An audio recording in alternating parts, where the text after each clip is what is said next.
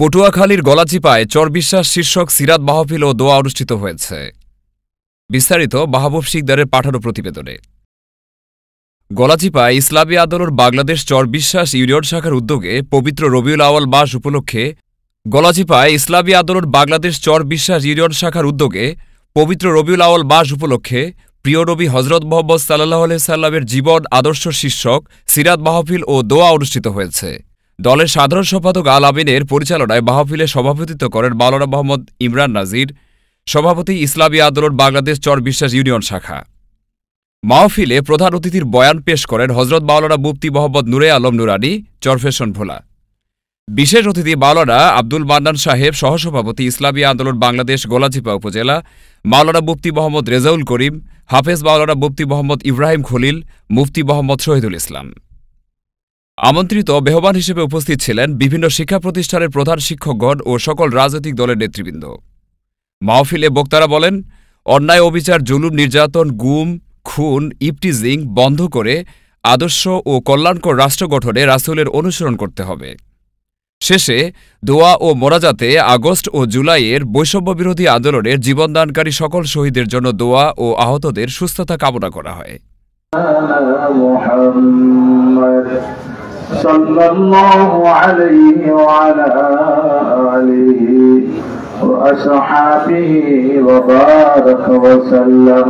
বালাগাল উলা কাশাফাত দুজা বিজামালিহি হাসনাত জামিউ খিসালিহি সাল্লু আলাইহি।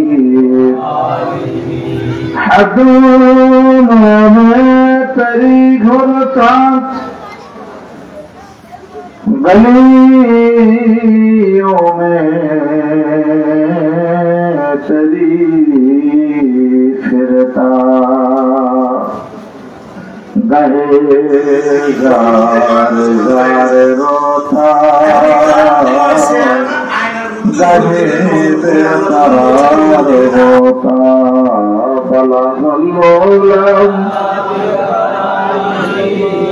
कशफत दुजा बिजमालिही हसनत जमीउ खिसालिही सल्लु अलैहि। अल्हम्दुलिल्लाह।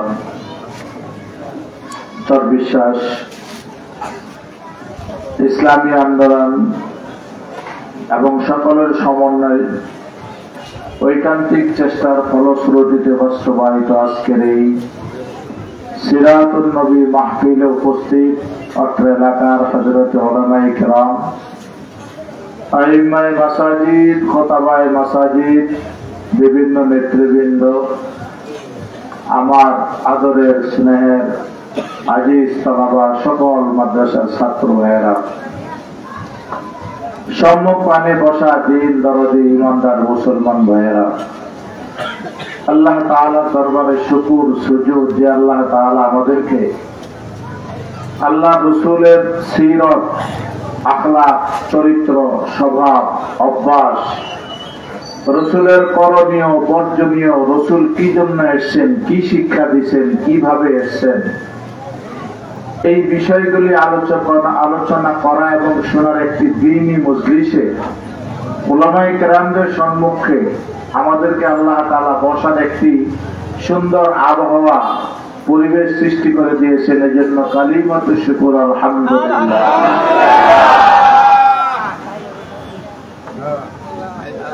যে বিষয়টি নিয়ে আমাদের আলোচনা, আল্লাহর হাবিবের সিরত, আল্লাহর হাবিবের আখলাক, আল্লাহর হাবিবের অভ্যাস, আল্লাহর হাবিবের চরিত্র, শিক্ষা দীক্ষা, এই বিষয়টা এমন একটা লম্বা চওড়া গভীর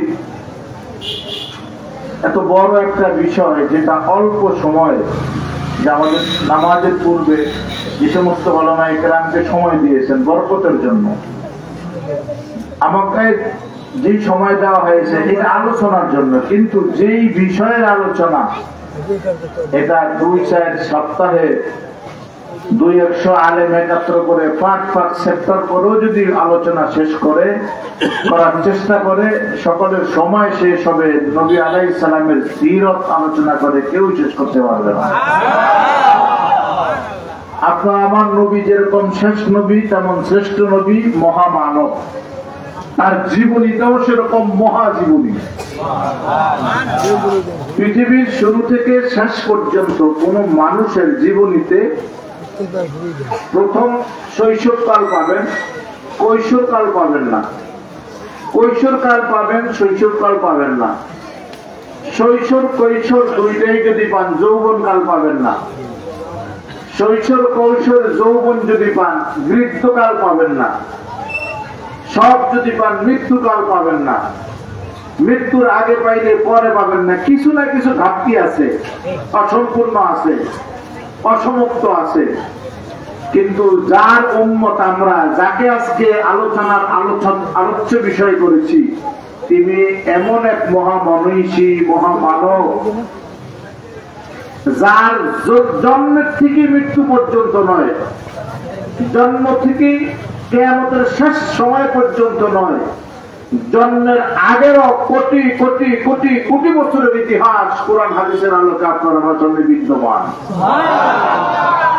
জন্মের পূর্বে রসুলের একটা হলো সিরত, আর একটা হইল ওয়ালাদাত, জন্ম, মিলাদ যেটাকে বলা হয়, জন্ম, জন্ম কাহিনী। রসুলের সিরাতের মধ্যে সংক্ষেপ আলোচনায় পরে আসি।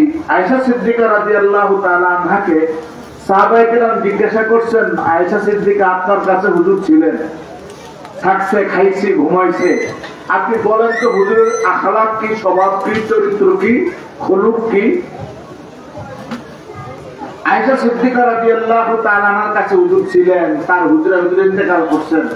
হুজুরের আখলাক, স্বভাব, চরিত্র বাহিরের লোক ভালো জানবেন না, আয়েশা সিদ্দিকা ভালো জানবেন। আয়েশা সিদ্দিকা রাদিয়াল্লাহু তাআলা আনহা বলেন, কেন কেন তোমরা রসুলের জীবনী, রসুলের আদর্শ, রসুলের স্বভাব আমাকে জিজ্ঞেস করো কেন? আনতুম তাকরাউনাল কুরআন, তোমরা কি কোরআন পড়ো না? সাহাবায়ে কেরাম বললেন, হ্যাঁ কোরআন তো পড়ি। আয়েশা সিদ্দিকা বলেন, কোরআন শরীফের শুরু থেকে শেষ পর্যন্ত পুরাটাই রসুলের ছিল। গোটা কোরআনের যে জায়গায় হাত দিব সেই জায়গায় রসুলের সিরত পাবে। কাজী আমার কাছে কেন আসছো? কোরআন আলোচনা করো, সিরত হয়ে গেল। এজন্য আমরা দুইটা সেক্টরে আলোচনা করি। এক হলো রসুল সাল্লাল্লাহু আলাইহি সাল্লামের জন্ম, আরেকটা হলো রসুলের আখলাক, স্বভাব, সিরত। লাকাদ কানা লাকুম ফি রাসূলিল্লাহি উসওয়াতুন হাসানাহ। আল্লাহ বলেন, পৃথিবীর মানুষ কিয়ামত পর্যন্ত প্রত্যেকটা মানুষের জন্য উত্তম আদর্শ, মডেল, আইকন, আইডল মুহাম্মদ রাসূলুল্লাহ। এটা নিয়ে আমরা আলোচনা করব। তার পূর্বে আমরা কেমন বরকতি নবীর, কেমন বরকতি উম্মত, এই আলোচনার দ্বারা আমাদের কি লাভ হবে আমাদেরকে আগে বুঝতে হবে। আল্লাহর হাবিব একদিন সাহাবায়ে কেরামদেরকে নিয়ে বিরাট মজলিস আলোচনা করতেছেন। তাহের সূরাটি ভারতের একজন ঐতিহাসিক লেখক, কোরআন হাদিসের আলোকে উনি লিখেন, এটা মদিনার জীবনে আল্লাহর হাবিব সাহাবীদেরকে নিয়ে আলোচনা করতেছেন। জাবির ইবনে আব্দুল্লাহ আনসারী রাদিয়াল্লাহু তাআলা আনহু রাসূলের একজন সাহাবী, উনি মদিনার সাহাবী, এজন্য আনসার বলা হয়। এই জাবির ইবনে আব্দুল্লাহ আনসারী রাদিয়াল্লাহু তাআলা আনহু আল্লাহর হাবিবকে জিজ্ঞেস করলেন, আল্লাহর রাসূল, قال جابر بن عبد الله الأنصاري رضي الله تعالى عنه في مجلس الأصحاب فقال يا رسول الله صلى الله عليه وسلم كيف خلقت؟ حضرت জাবির ইবনে আব্দুল্লাহ আনসারী